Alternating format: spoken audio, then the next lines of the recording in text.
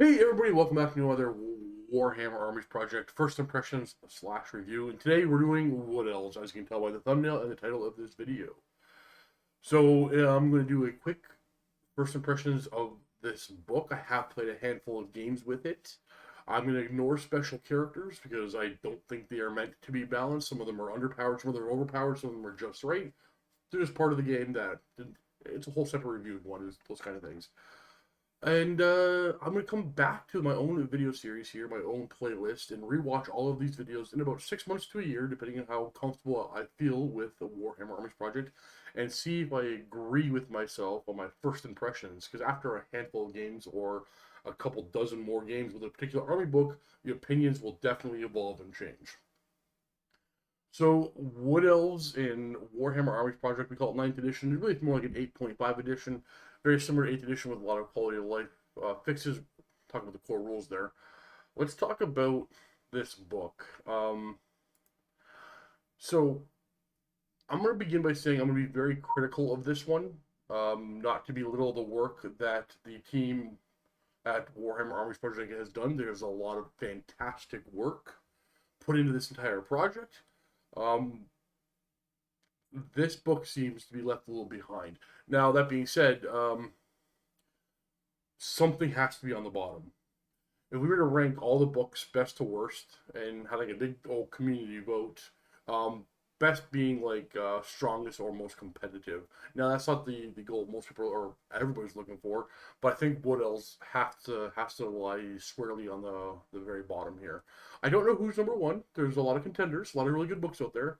Um, and I haven't, to be fair, haven't even read Kislev or Norska or like all of the additional books made just for WAP. I haven't read any of them, to be honest with you. I'm only looking at the old books from 8th edition or previous that were ported over because we have armies to play with them. So if we exclude all of the armies that exist only in the Warhammer Armies project, I think this is the weakest one. Uh, and I'm very, very, very interested in comments below. So if you disagree with me, you have to say which book you think is weaker. Because you can't say no, Worlds aren't the weakest book. You got to point at one that's weaker, or else I got nothing to think about. I can't understand your argument if I can't understand your argument, right? So give me your point of view. So let's get into this. Well, okay, actually, no, one more thing I gotta kind of point out.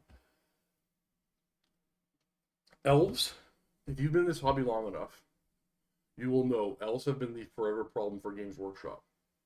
They've had editions where they were just utter trash, and editions where they were crazy OP. Very rarely do they sit in the middling road. This is one faction, because of the way certain stats and points work, that has always been a fine line between overpowered and worthless. The middle ground is really hard to find with these models. Um, for example, you take your average elven model, average elven troop like warrior, and compare it to like say, I think an Empire Swordman would be the best bet. Empire Swordman in close combat, they're both hitting each other on fours. They're both winning each other on fours. They both have the same armor save. Um, the swordman might have a parry save. They'll have a dodge and WAP, but forget those extra little saves. Um, the elf is paying twice as many points as the swordman, twice as many, for the privilege of rolling his dice first. Now, initiative can be a good thing, but when you have big regiments fighting each other early combat, whoever rolls first doesn't really matter. You're just pulling wounds from the back. So when you get into a big old close combat, you're paying twice as many points for an elven unit on average than like your human variant. Now, but there's more to it. It's just not that black and white. So the elf has +1 move. He has a slight edge on getting the charge. If you grind down long enough, this rolling your dice first are going to start to matter. Your opponent will lose dice. You have to grind down for quite a while. Um, Elves have +1 leadership over those swordmen baseline, right? But Elves armies tend to be so small that they're going to be in your general's leadership bubble anyway. But you do have that extra leadership, but neither one of them are really going to benefit from either their own 7 leadership or 8 leadership. They're both going to be in the general's bubble, but not always. Uh, a bunch of minor little increases that you have to add point cost value to. But when it all said and done, these models end up being twice the point cost as a human variant for all these tiny little buffs that honestly most of the time don't matter, yet they still can't be free. This is the forever problem. So in 8th edition, I'm going to turn this into an essay. So in 8th edition, the game always strike first. The ability to, it was a weaker version of Eternal Hatred. So it's hatred all the time, reroll the hit, so long as you have the same initiative or higher. And that seems like, well, that's okay, reroll the hit. Not that big a deal. It'll be a good rule, but not that big a deal. That was so overpowered, so crazy good. It shot Elves a top tier. See, that fine line, like it's a forever problem. So I genuinely have no idea how to fix the Elven problem. But I do recognize, and I think there's many in agreement with me, and I also know there's many who disagree with me, but there seems to be an anti-elf bias in the Warhammer Armies project. Comment below, you don't have to agree. Many agree. Many elf players tend to agree. Non-elf players disagree. That is the wargamer right there, right? We gotta try to take emotion and past experiences and skilled opponents out of the equation and try to be objective. It's very hard. It's very hard. Trust me, I know. But trying to be objective, and I'm very open to, like, if I'm wrong, I'm wrong. Point it out. Like, playing Warhammer Armies Project Elves, you have to just play them with a different mindset. That being said, let's just get into this. I went 6 minutes into my aimed at 10-minute videos on pre-ramble there, but this will end up being around 20 minutes. Okay, lore of Athel Loren. Let's talk about that. I dig it, except I don't. I don't have a criticism for Athel Loren. Pretty cool lore attribute. I find that I can't really heal many models, if any. A couple of spells are really, really good. I like the Call of the Hunt. Actually, I really like all the spells. In the lore of Athel Loren. I don't know if it's not my go-to for the Wood Elves. I don't think it solves many problems for them. That being said, I'm not going to call it a bad lore. I don't feel I have enough experience, so I want to know. I'm personally interested in how I feel about the lore of Athel Loren in 6 months. Right now, I got no opinions on is it good, is it bad. I think it is a solid lore that I suspect I'll be using less and less of as I try to specialize my lists. But we'll see in the future. We'll see. I don't hate the lore at all. Spites and magic items, all kind of cool. Let's get into the actual things. Okay, Glade Lords. Okay, so Glade Lords right off the hop. You want to put them on a Great Stag. Cool model. I have one. It's really hard to get a reasonable armor save or even kind of save on them. You're paying a lot of points for a model with not a great save. But whatever. Like, that's their weakness, not great saves. There is a particular combo with a Glade Lord on a Green Dragon I think is incredibly powerful. There's a particular magic item that just reduces so the bearer of the magic item and your opponents can't gain strength bonuses. So you can send that big old toughness 6 dragon into a great weapon squad and all your wounds on 6s. I think it's a pretty good combo.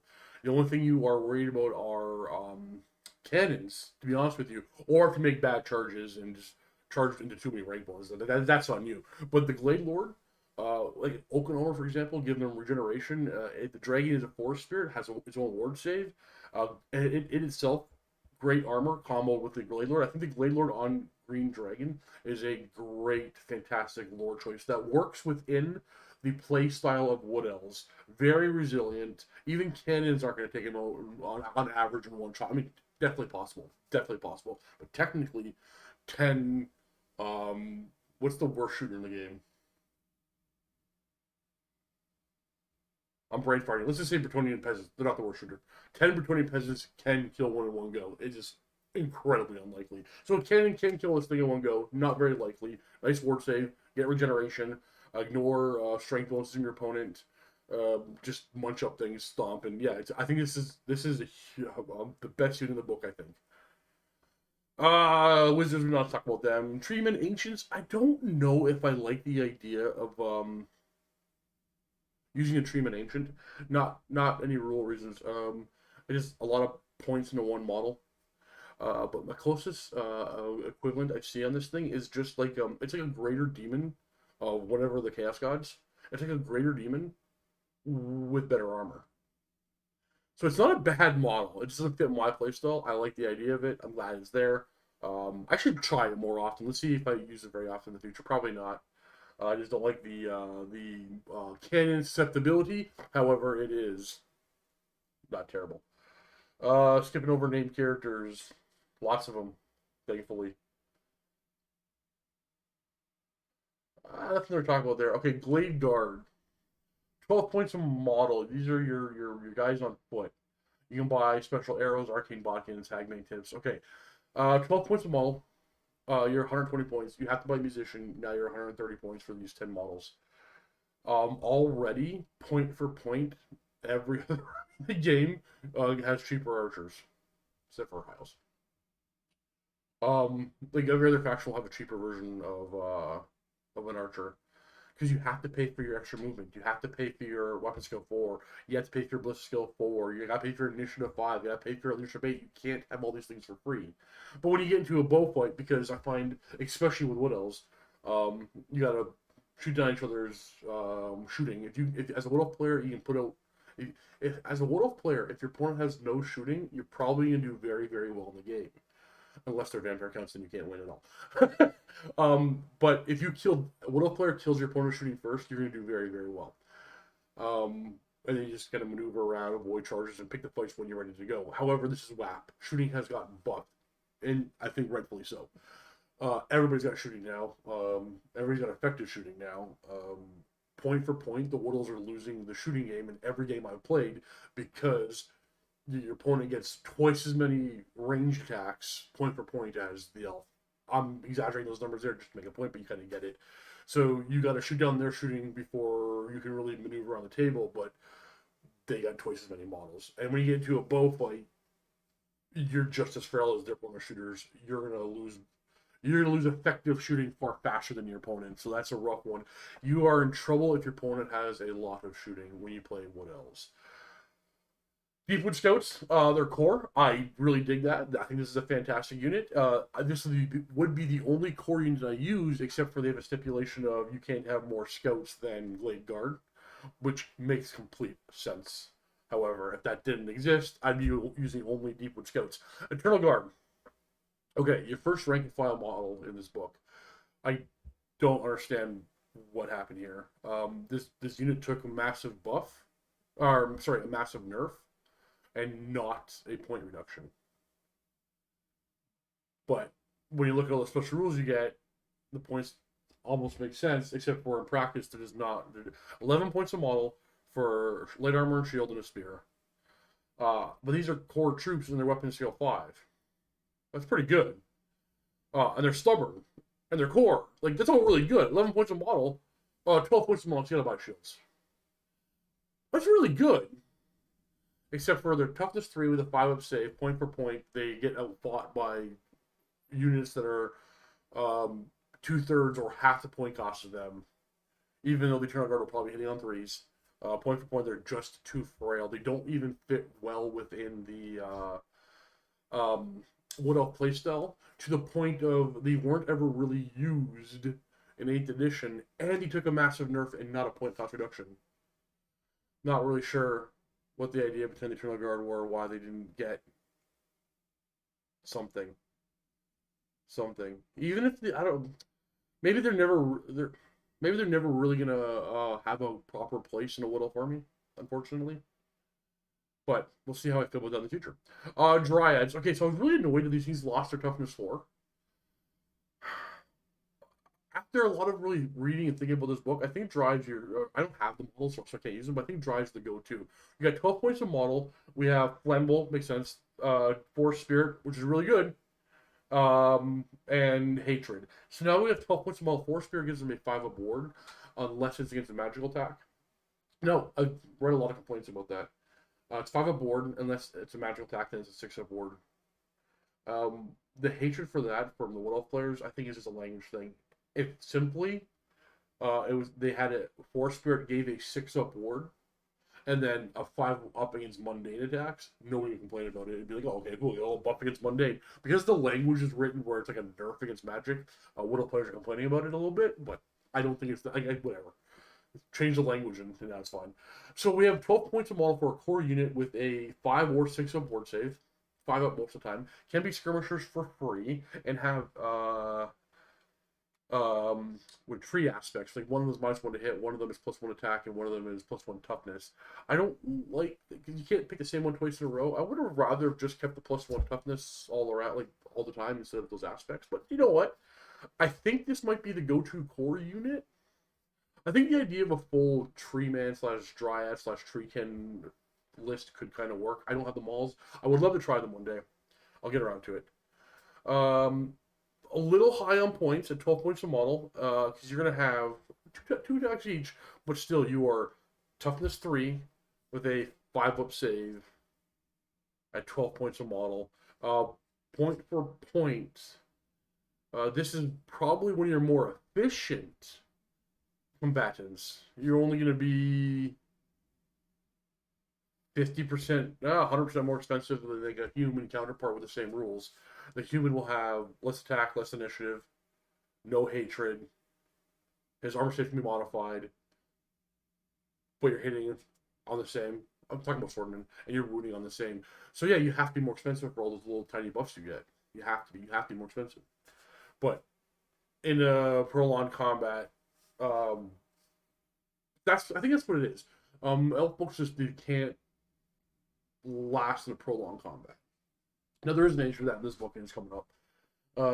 Your high point cost and your toughness 3, and your relatively low save will always catch up with you. That is the eternal problem with the elves, even though you get other buffs. Glade Riders, okay, solid.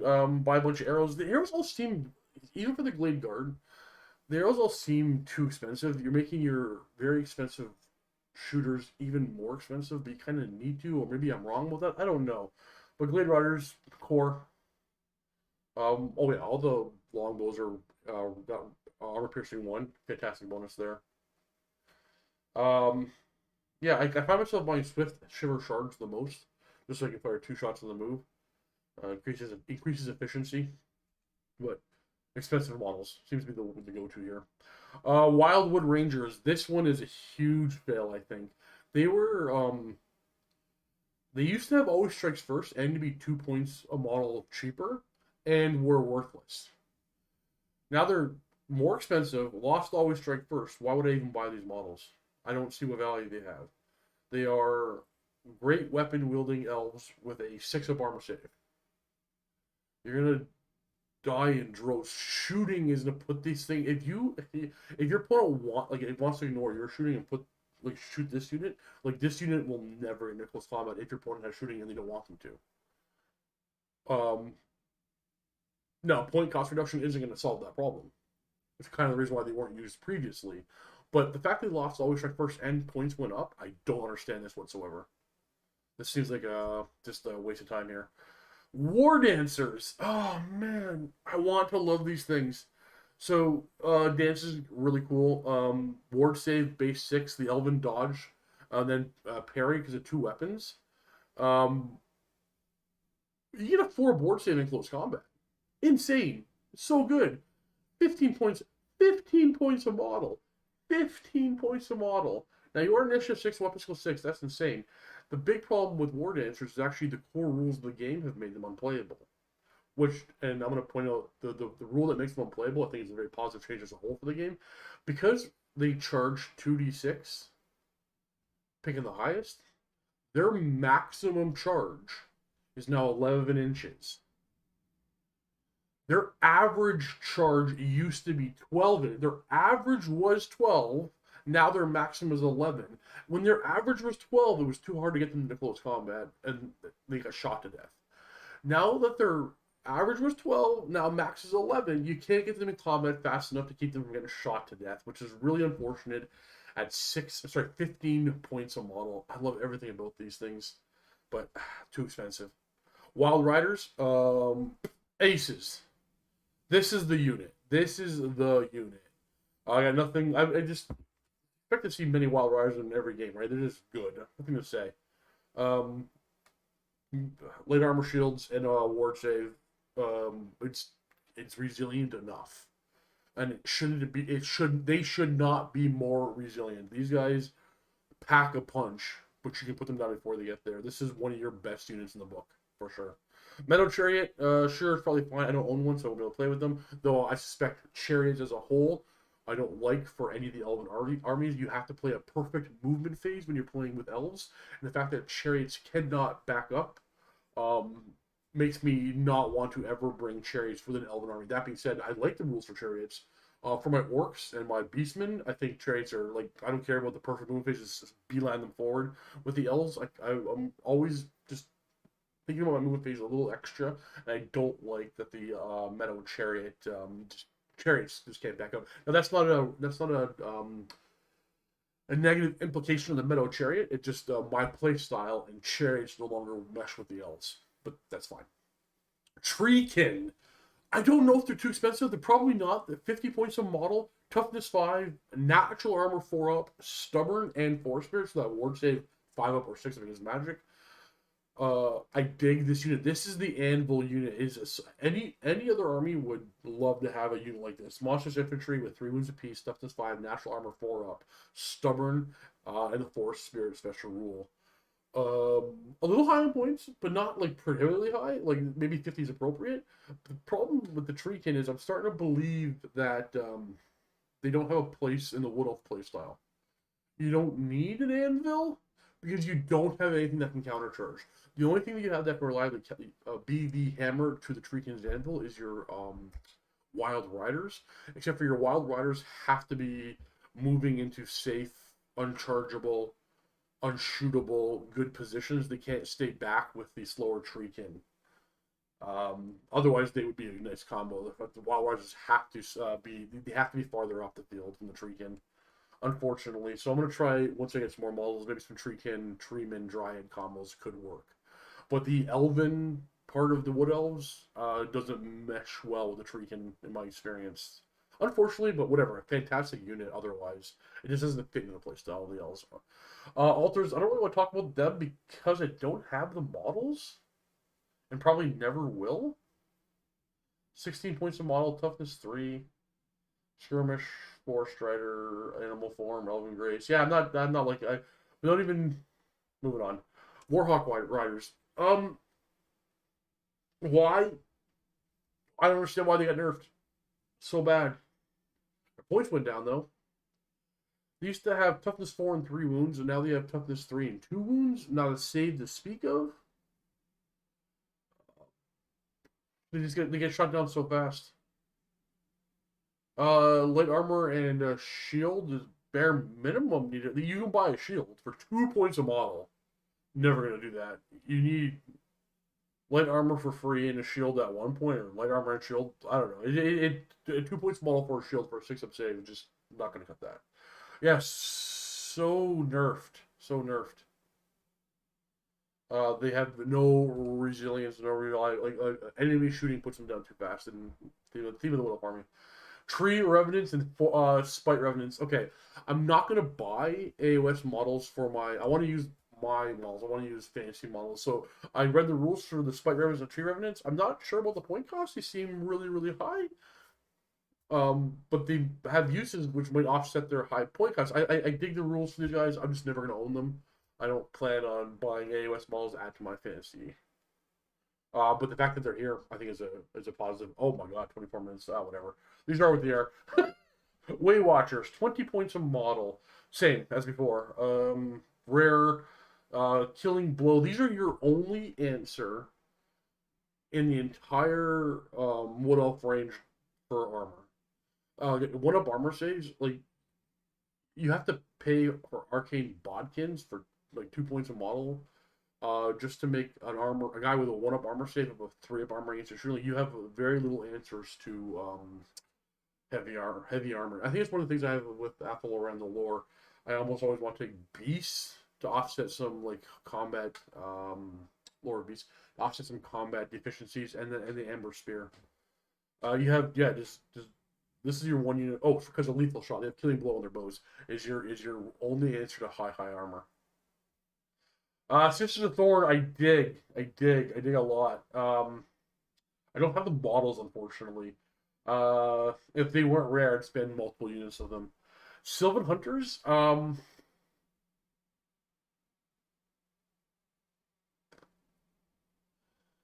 nice Monsters Infantry unit. It's an AOS model thing, so I'll probably never own them. It's not going to be a big deal for me. Natural Armor 5 up, Tangle Thorn Thicket. So Polearm Great Bows, Strength 5 bows they can get. 48 points a model. Toughness 4, 3 wounds, 5 up armor save. I suspect that's too high. I doubt they're worth 40 points. They're about 40 points a model, maybe a little bit more, but I don't. It doesn't matter. I'm never gonna use them. It's not a big deal. Maybe they're perfectly appropriately costed. Great Eagles. Man, the core rules of the game nerf their effectiveness into the ground. Rightfully so. Great Eagles are one of the most efficient broken things in the game. Matthias fixed that Great Eagle problem. The fact that they're rare now is because they only have one in 2,000 point army. These should be like. I'm genuinely frustrated that you can't have 1 to 2 Great Eagles as a single rare choice. Just so I can use my models. We've seen other like dwarves can take a couple of gyrocopters and it's rare. We've seen other things have 1 to 2 as a single choice. The fact that Great Eagles are not 1 to 2 as a single rare choice is a great frustration of mine. I can't even use my Great Eagles. You make squads of them, units of them. But Freeman, a fan-freaking-tastic model. I got nothing bad to say. Cannon acceptability, but every monster does. Stubborn, Natural Armor 3, it is flammable. Cool. It should. And Force Spirit. 215 points a model, like a Treeman all day long. It's just a solid choice. You can argue that this one is too cheap. And then we get a Force Dragon on its own as a rare choice. 325 points. Fly around with the Force Spirit special rule and a 3++. Sorry, a 3+. So 3+, 5+, fly, the poison breath, who cares? 6 wounds, toughness 6, 6 attacks. 5 attacks. I'd pay this all day long. All day long. 325 points for a 3-up armor flying monster. Love it. Okay, so there's my book. There's the what else. See if I agree in a few months. Everything is so expensive. You're the shooting army, but you tend to get outshot because point for point, your opponent has more bows than you by every other shooting army. And if you're playing what else, you're gonna get shot to death unless your opponent has no shooting, and that means they're playing vampire accounts, and you cannot possibly win that game. That's my theory of the Wood Elves. Yeah. I suspect I gotta buy a bunch of dryads and more treekin and more treemen. One for rare, one for a lord. Oh no, you can't do that. Does that still count as a treeman? Probably does. Yeah.